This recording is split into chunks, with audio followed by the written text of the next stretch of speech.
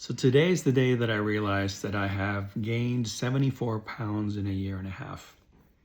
On the bright side, I'm still 37 pounds under when I was at my heaviest.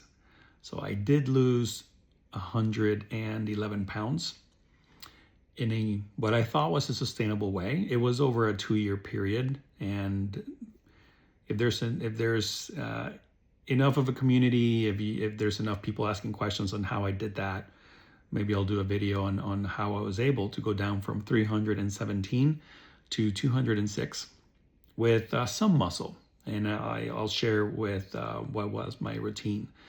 But I felt was sustainable. And then life happened. And life happened in many ways. Part of it was also relocating from Singapore to the US. And that's when I realized how big of a change in lifestyle that is, and how hard it is for the typical American to stay fit versus people living in other parts of the world. Not an excuse. I'm just saying it's a lot harder for me here than it was over there. So today I weighed myself and it was 280.5, 280.5. And I looked at the mirror, disgusted, angry, upset, frustrated, depressed at myself. And I don't know what's going to be harder, losing weight the first time around or the second time around, because I realized how long it took, and I realized how much dedication, hard work, and effort, and it hits different.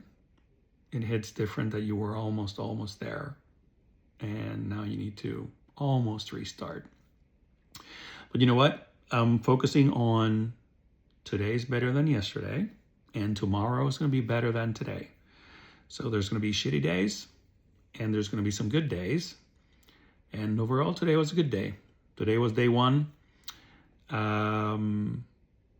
I'll tell you eventually what I typically like to do, but day one, I skip breakfast because I'm not really a huge breakfast person, and I didn't feel it.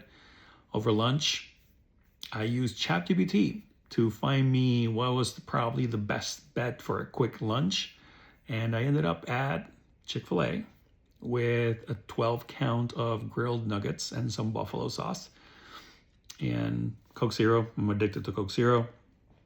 And I drank a lot of water, a lot of sparkling water throughout the day, coffee. And then I got home, and my wife had made pan-fried pork chop. And you know what? This has to be sustainable. So I had the pork chop, no carbs. And then I walked. I exercised for the first time in over a year.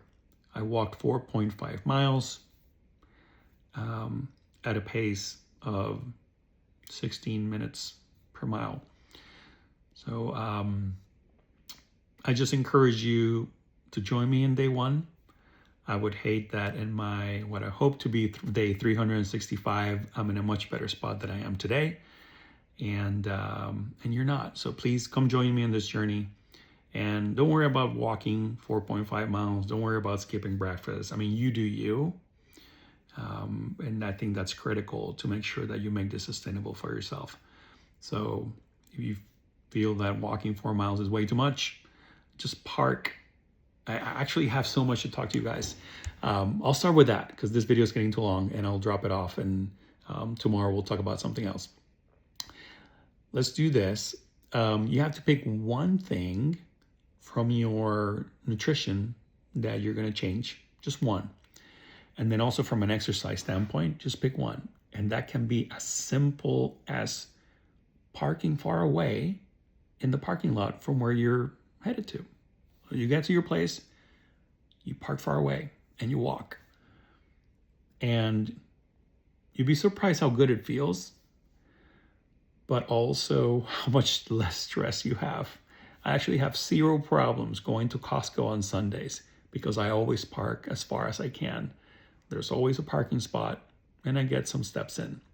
So day one was good for me. I hope that you join me.